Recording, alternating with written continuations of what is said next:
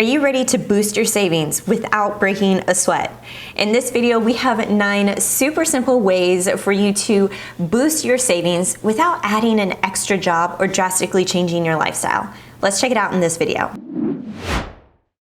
Hey everyone, welcome back to the Quicken YouTube channel. I'm your host, Justine. I'm a personal finance educator and enthusiast. And today we're talking about 9 ways that you can save money without a lot of effort. The first way is to track your income and expenses. I know this sounds really simple, but in fact, tracking your monthly income and expenses is going to create awareness around your savings and spending habits. Whether you use a budget spreadsheet, a budgeting app, a whiteboard, or a notebook, simply by writing down all of your financial transactions, including what you're taking in for income and what you're spending and what's coming out of those accounts, is really going to help you make the right next financial decision. If you want to get up to the minute reporting on your money, Quicken Simplifi could be a perfect solution for you. You'll quickly generate the awareness because it's going to be able to spit out the reporting and the data without you having to pore over all of the numbers and spending a lot of time on it. Number 2, cancel unwanted subscriptions.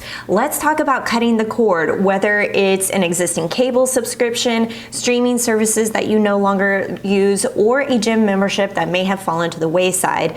Canceling unwanted subscriptions or underutilized subscriptions saves a ton of money. In fact, you can quickly find recurring subscriptions inside of the Simplifi app. Let me show you how it's done. When you get logged on to the Quicken Simplifi app, you're gonna hover over the left-hand menu and you're going to go to Bills and Payments, and then you're going to click on All Recurring and then click on Subscriptions. Under subscriptions, you're going to see any subscriptions that were automatically categorized as a subscription. So right here, it shows me I have Netflix, Robinhood Stash, and Nanit. But if I actually go back over to bills, I can see that Amazon and Fitness Blender were actually subscriptions but were categorized as bills. If that's the case for you, all you need to do is click on the 3 dots, click Edit Series, and I know this Amazon subscription is for Amazon Prime, so I'm going to click and adjust it to subscription type and then click Update. It's also going to show you exactly what the frequency is so that you can mark it for the next year. So this is actually going to happen every year. So I've got it set up so that it's every year and it's happening in January, and then I click Update. And then I can do the same thing for Fitness Blender, and I can go in and say it's a subscription, repeats every month on the 9th, and now I can see that it's been categorized correctly under subscriptions. Number 3, you've probably heard it on the internet, but it is to meal plan.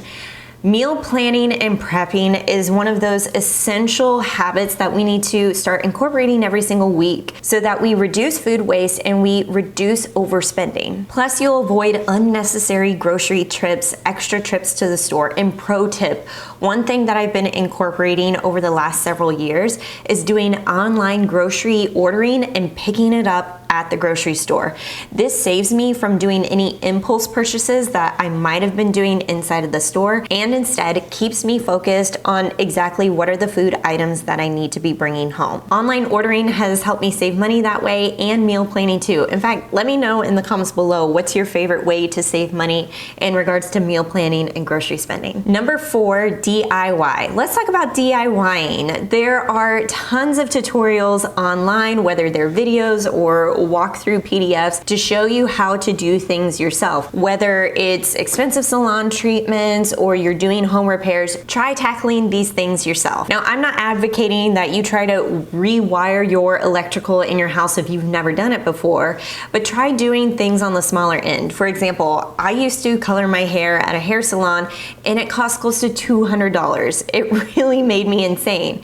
Instead, I opted for an at-home hair coloring subscription that only cost me $35, which is saving me a ton of money. Number 5, utilize a high yield savings account. So often I've seen people keep their money in a high fee, low interest savings account. It's not worth it. Instead, opt for a high yield savings account that earns more interest than you would in a traditional savings account. In fact, last year alone, I earned $7,682 in interest simply by parking all of my savings in a high yield savings account. Now, this is is really going to benefit you if you are saving for long-term goals such as a down payment, a new car, a wedding, a big international trip. Think about savings goals that you're saving up for a long time, or simply parking your emergency fund in a high yield savings account is really going to help you save money and earn a little bit of interest along the way. Number 6 is find contentment. A lot of people mistake joy with spending money and spending money with joy.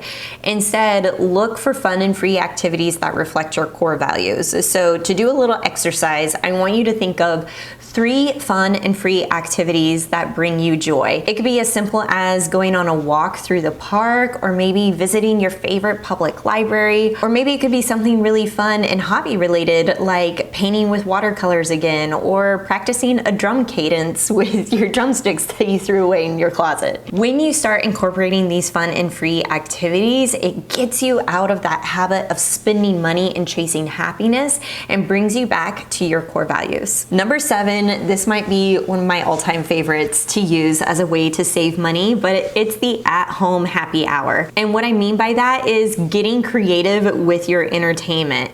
Instead of going out to expensive bars and really pricey restaurants, opt for things that you can do at home. I love hosting friends and having them over for a game night and asking them to bring a snack to share. It's a really cost-effective way to get together with friends without that pressure of spending money. You can also incorporate other budget-friendly activities at home, such as movie nights on the couch, or game nights, or doing picnics in the park. Getting creative with your entertainment and minimizing the cost can help you still have fun without the pressure of spending money, thus saving you money in the long run. Number 8 is to shop smart. Take advantage of cashback reward programs, coupons, sales. Anytime that you can plan that ahead is going to help reduce costs for you and save money. Now, my favorite way to do this is to utilize things like cashback apps or checking my credit card program and rewards to see exactly what kind of benefits and discounts I can get on everyday purchases or things that might be popping up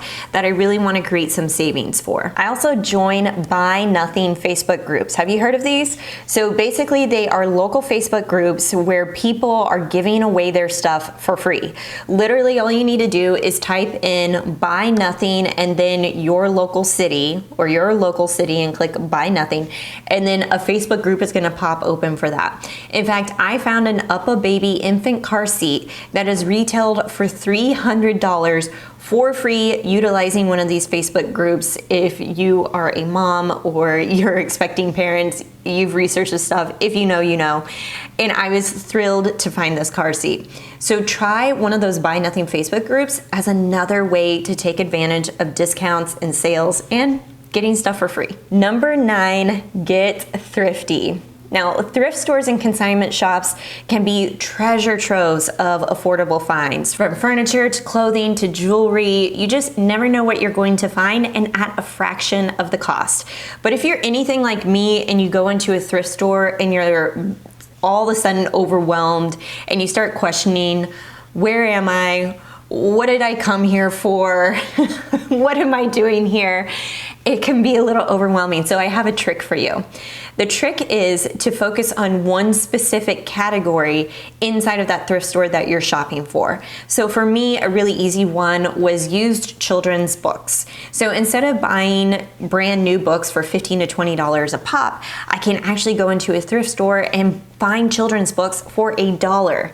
And oftentimes I'll find completely brand new coloring books in there for my daughter, which helps me stay focused on a specific item and really reap the rewards from that. Remember, it's all about making small changes that add up to big savings over time. So I'd love to know in the comments, what are some of your favorite ways to save money? I think if we can continue to build upon this list, it's gonna go a long way and perhaps give you some new ideas on things that you haven't been thinking about. So go in and read the comments. By the way, if you like this video and you wanna see more from us, be sure to give us a big thumbs up and subscribe to the channel for more content. If you want to take your financial journey to the next level, definitely check out Quicken and Quicken Simplifi, which are linked below in the description box. Until then, happy saving.